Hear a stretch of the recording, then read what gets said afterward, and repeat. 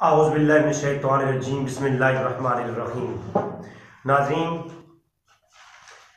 مجھے کہا گیا کہ جناب تم فاسق ہو کہ تمہارے جو داڑھی ہے وہ مٹھی بھر سے کم ہے، اور اعلیٰ حضرت کا فتویٰ ہے کہ جو مٹھی بھر سے داڑھی کم رکھے وہ فاسق ہے، اور اس کے پیچھے نماز بھی نہیں ہوتی، اور اس طرح کی باتیں کی گئیں۔ میں یہ کہتا ہوں کہ اگر آج میری گفتگو آپ لوگوں نے سن لی اور آپ علماء ہیں اور فقہ کی تھوڑی بہت بھی موادیات کا علم رکھتے ہیں تو آپ یقیناً میری بات کو سمجھ جائیں گے، اور آج کے بعد کسی کو بھی مختلفی مسئلے کے اندر فاسق نہیں کہیں گے۔ اب میں تھوڑی بیسک سے شروع کروں گا، اور میں آج صرف اور صرف علماء سے مخاطب ہوں جو منبر و محراب کے وارث ہو کر لوگوں کی تفسیق کرتے ہیں اور تذلیل کرتے ہیں، اور ان کو فقہ کا بیس بھی نہیں پتہ ہوتا کہ فقہ ہے کیا، اور فقہی مسائل میں کسی کی تفسیق کب کی جاتی ہے اور تذلیل کب کی جاتی ہے اور تکفیر کب کی جاتی ہے۔ تو آج میں گزارش کروں گا کہ آج میرا جو یہ نشست ہے فقہی مسائل اور داڑھی کو کم رکھنے کے جواز یا عدم جواز کے متعلق اعلیٰ حضرت کے فتاوی رضویہ کے جو لکھا ہوا ہے اس کے عبارت کا مفہوم اور مطلب کیا ہے، اور میں حوالہ جات سے ہٹ کر ایسے ہوا میں کبھی نہیں چھوڑتا۔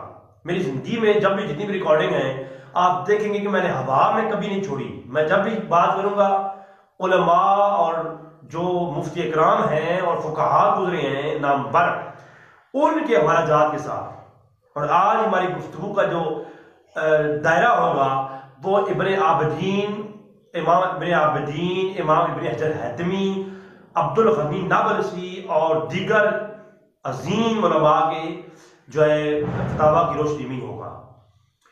شروع کرتا ہوں اپنی بات کو، تھوڑی سی بیسک پہلے سمجھ لیں۔ جب چاروں مذاہب کے نزدیک کوئی چیز حرام ہو تو اسے کہتے ہیں اجماعی حرام۔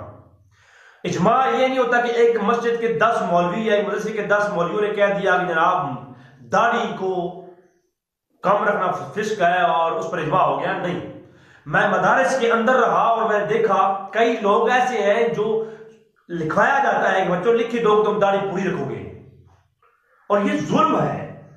اور میں آج اس گفتگو میں اگر کسی کو اس پہ اعتراض ہو تو علمی جواب دے، بھونکیاں بالکل نہ مارے، علمی جواب۔ پہلی بات یہ ہے کہ جب فقہاء کے نزدیک اور ائمہ اربعہ کے نزدیک، امام شافعی، امام احمد بن حنبل اور امام مالک رحمہ اللہ اور امام ابو حنیفہ رحمۃ اللہ علیہ کے نزدیک، چاروں مذہب کے نزدیک جو چیز حرام ہو اسے اجماعی حرام کہا جاتا ہے، اور اس کا ارتکاب کرنے والے کی تذلیل بھی کی جاتی ہے اور علماء کے حکم کے مطابق اس کی تکفیر بھی کی جاتی ہے۔ لیکن جب کوئی مسئلہ چاروں ائمہ کے نزدیک اجماعی طور پر حرام نہ ہو، اس کی عدم جواز کی دلیل چاروں ائمہ کے نزدیک ایک جیسی نہ ہو، تو اس کی پھر تکفیر نہیں کر سکتے، پھر وہ مسئلہ مختلف ہی ہوگا۔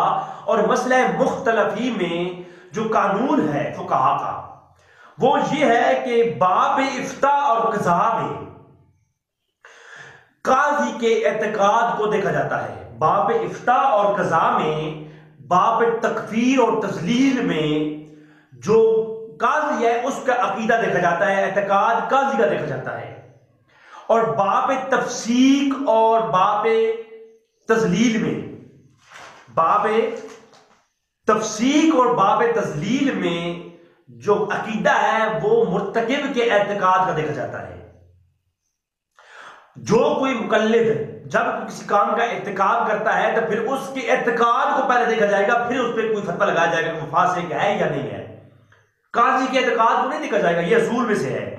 اور اس اصول پر میں ابن حجر حتمی کی عبارات بھی بتاؤں گا، اور میں اعلیٰ حضرت کے فتاوی بھی دکھاؤں گا کہ آج کے مولوی جو اعلیٰ حضرت کا نام لیتے تھکتے نہیں ہیں، وہ اعلیٰ حضرت کے فتاوی پر جو بدمزگوں نے ہم پہ اعتراض کیے ہیں ان میں سے کوئی ایک مولوی جو میں جواب دوں گا اس کے ہٹ کر دے سکتا ہے؟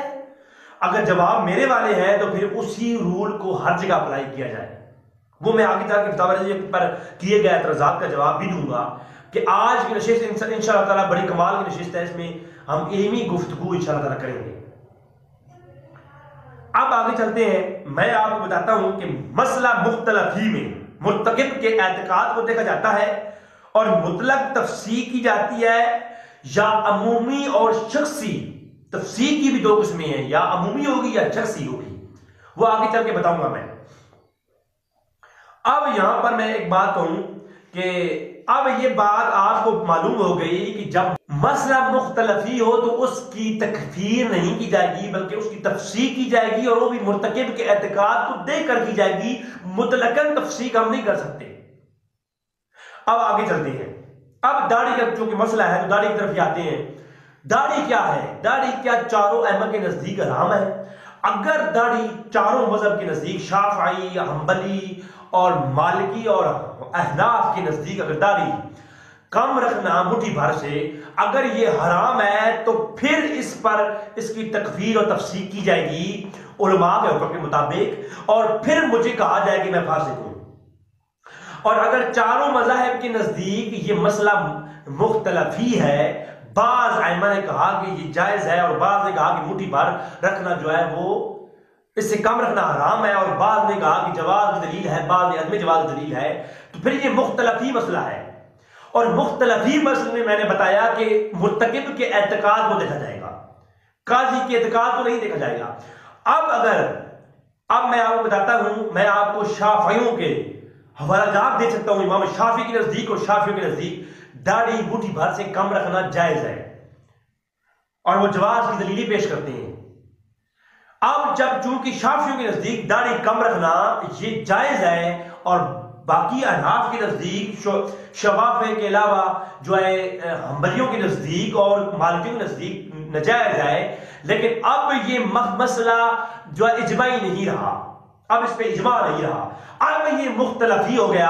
اب مسئلہ مختلفی میں جو ہے مرتکب کے اعتقاد کو دیکھا جائے گا. اس پر میں عبدالغنی نابلسی کی عبارات پیش کر سکتا ہوں، اس پر میں اب جو ہے ابن حجر حتمی کی عبارات پیش کر سکتا ہوں، اس پر میں اعلیٰ حضرت کے فتاوی کی روشنی میں ہزاروں دلیلیں پیش کر سکتا ہوں، اس پر میں جو ہے ابن عابدین کے دور مختار کے حوالہ جات دے سکتا ہوں، فتاوی شامی کے میں حوالہ جات دے سکتا ہوں کہ مرتکب کے اعتقاد کو دیکھا جائے گا. اب اگلی بات آتی ہے یہاں پر، داڑھی جو ہے اب اجماعی مسئلہ نہیں رہا. اگر بعض نے اس کو جائز کہا ہے اور بعض نے اس کو، میں خود کہتا ہوں احناف کے نزدیک کم داڑھی رکھنا جو ہے یہ حرام ہے، لیکن شوافع کے نزدیک جو جائز ہے نا، تو اب یہاں پر یہ بات واضح ہوتی ہے کہ یہ اجماعی مسئلہ نہیں رہا، یہ مسئلہ جو ہے یہ مختلفی ہو گیا. اور مسئلہ مختلفی میں اب تفسیق ہم کسی کی نہیں کر سکتے، کسی نہیں کر سکتے. اب مرتکب جو ہے نا ارتکاب کرے گا تو مرتکب کی عقیدہ دیکھا جائے گا.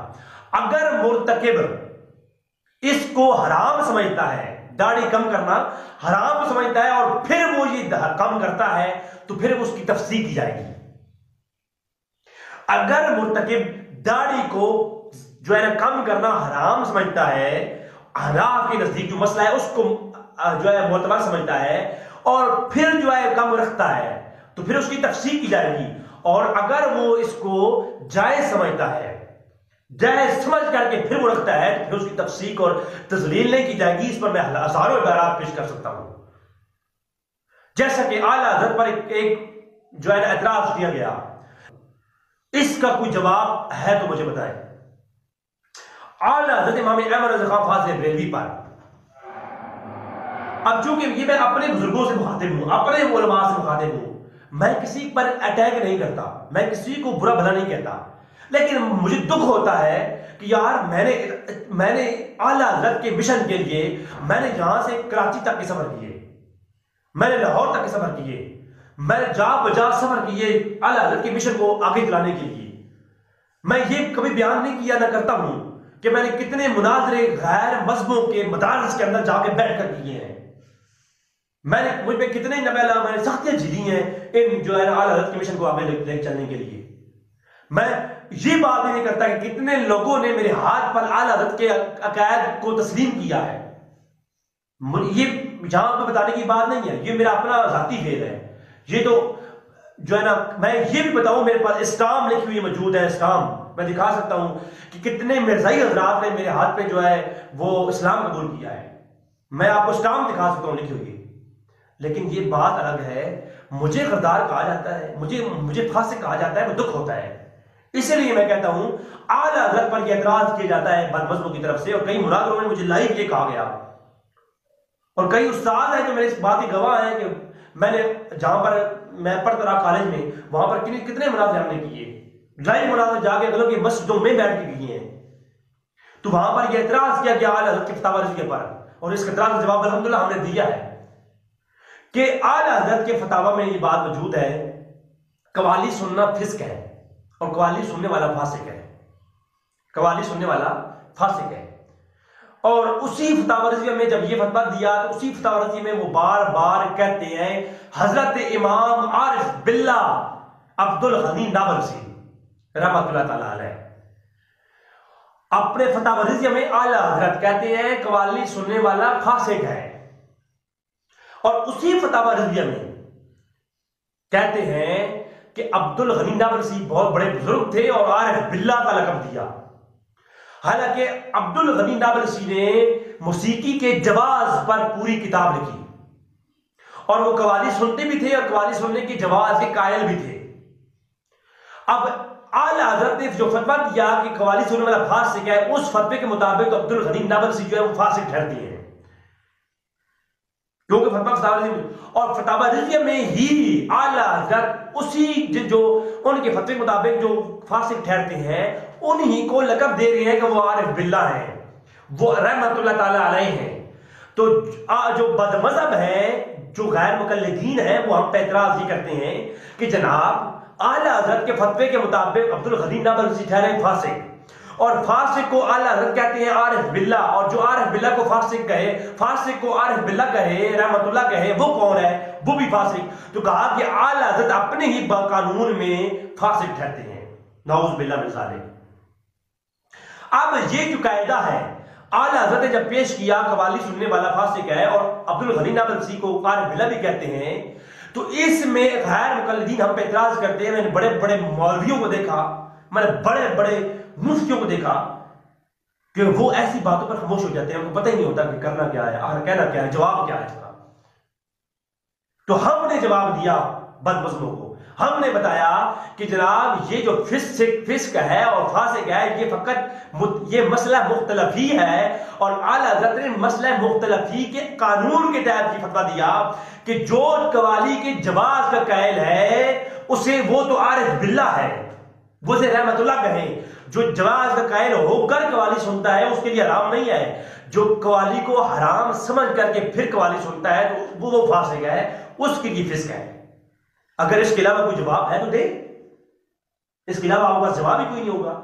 تو میں کہتا ہوں جو کسی چیز کی جواز کا قائل ہو اور وہ اس کا ارتکاب کرے تو اس کے نزدیک جو ہے وہ فاسق نہیں ہوگا، اور جو اس کے عدم جواز کا قائل ہے اور پھر وہ عمل کرتا ہے پھر اس کی تفسیق کی جائے گی.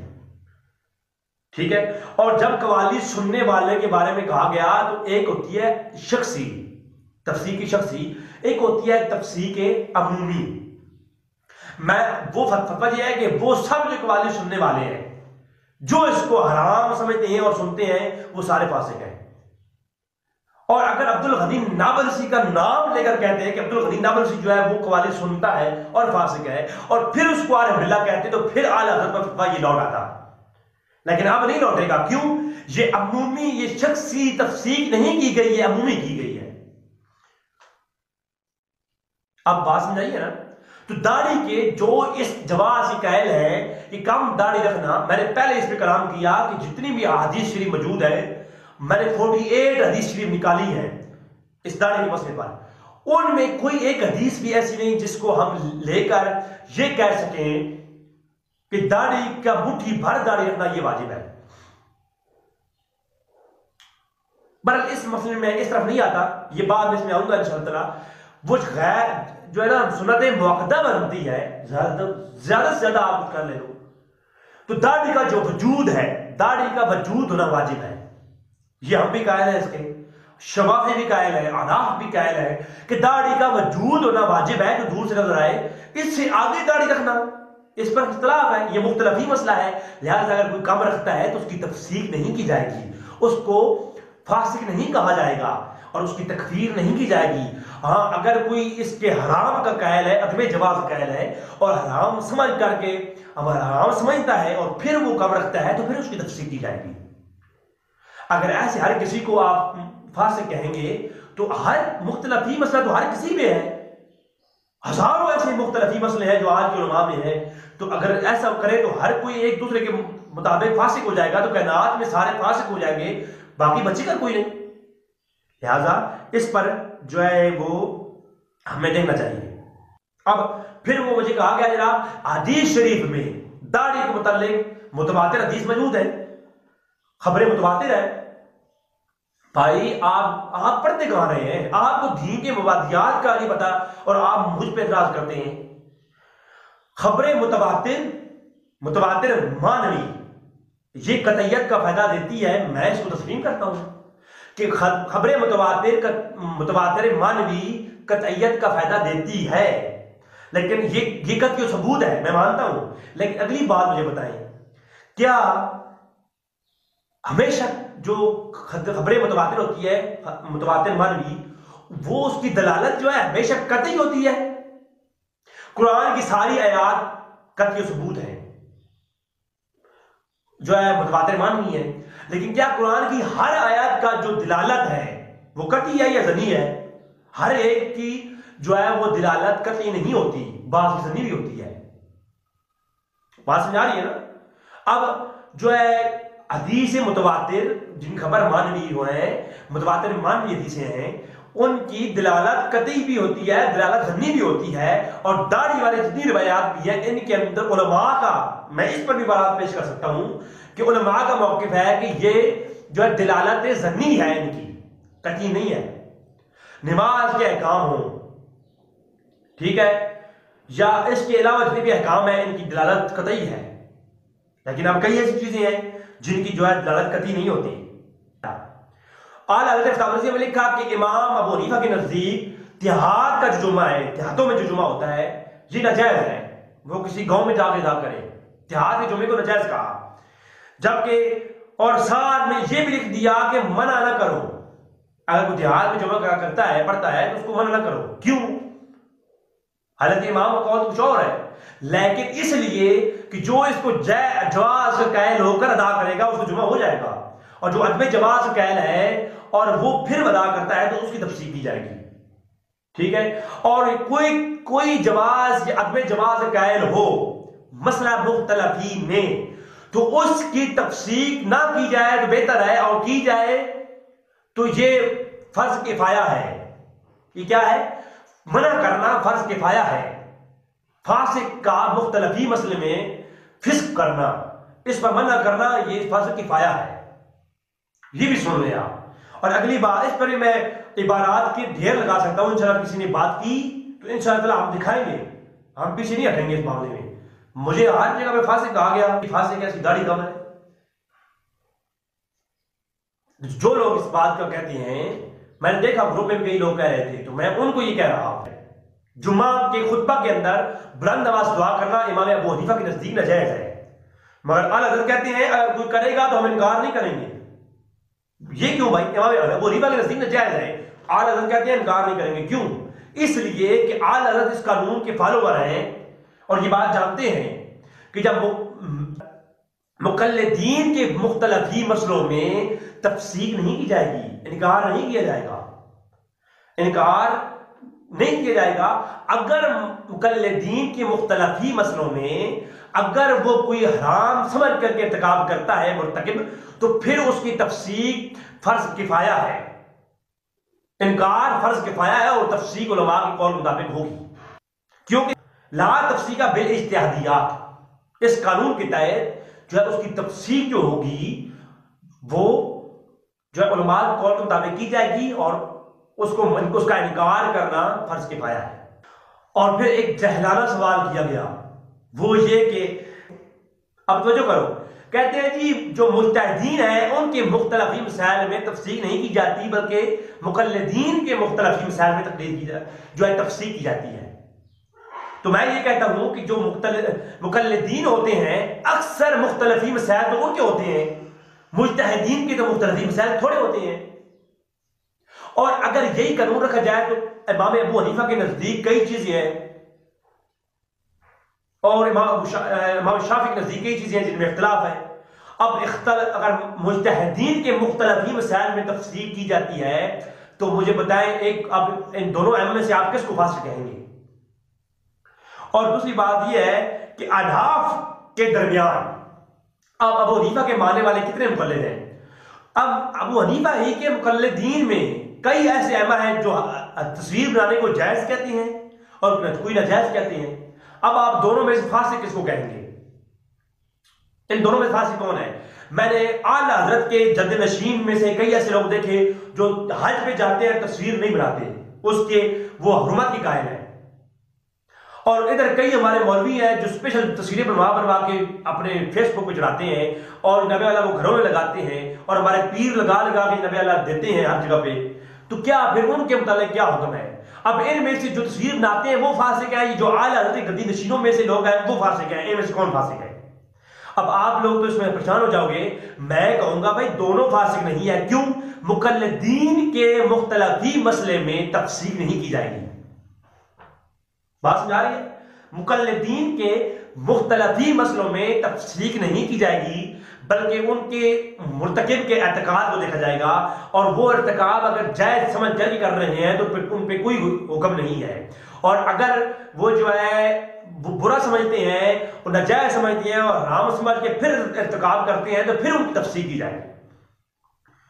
اب اعلیٰ حضرت امام احمد رضا فاضل بریلوی وہ تمباکو کو جائز کہتے ہیں. تمباکو جو ہے وہ جو منہ میں رکھتے ہیں تمباکو کو منہ میں رکھنے کا کو جائز کہتے ہیں. اور اعلیٰ حضرت کے جد نشین جتنے بھی ہیں، محدث کبیر، تاج شریعہ، آپ جو ہے یہ منہ میں تمباکو رکھتے ہیں تو وہ لوگ تمباکو کو جائز سمجھتے ہیں، جبکہ احناف کے مقلدین میں ہزاروں لوگ ایسے ہیں جو تمباکو کے منہ میں رکھنے کو حرام کہتے ہیں. اب مجھے بتائیں کہ اب ان دونوں میں سے فاسق کون ہوگا؟ اگر جو آج حرام سمجھتے ہیں وہ اگر ان کی بات مان لی جائے تو اعلیٰ حضرت فاسق ہوئے کہ نہ ہوئے؟ وہ جائز کہتے ہیں. اور اعلیٰ حضرت کی بات کو مانا جائے جو آج جائز سمجھتے ہیں وہ تو فاسق ہوئے، جائز سمجھتے ہیں فاسق ہوئے. تو ایک دوسرے سے یہ بات ٹکرا گئی یا نہیں؟ ٹکرا گئی. لیکن ہم کہیں گے کہ مسئلہ مختلفی میں مرتکب کے اعتقاد کو دیکھا جاتا ہے.